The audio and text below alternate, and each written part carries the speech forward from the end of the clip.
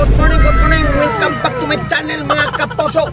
Traffic information. Today is Thursday, araw ng Huwebes, July 25, 2024. Let's go! Okay, good morning guys. Good morning. Traffic update. Nandito tayo sa northbound lane, Quezon Avenue. Approaching tayo ng Timo guys. Time check alas 11:30 ng umaga. Wala ho traffic guys dahil po declared ng holiday, semi-holiday. Okay.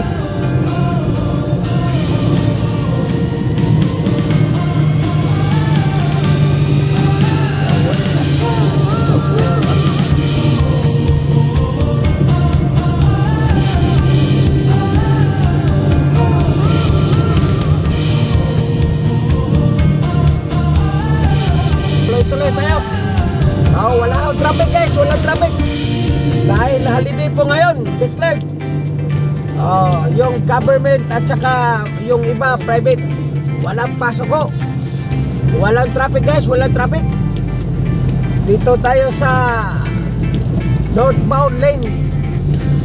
Approaching tayo ng Timog.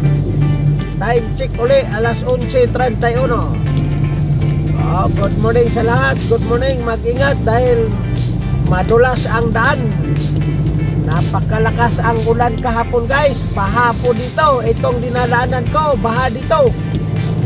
Baha po. Wala pong biyahe kahapon. Maraming stranded kahapon guys.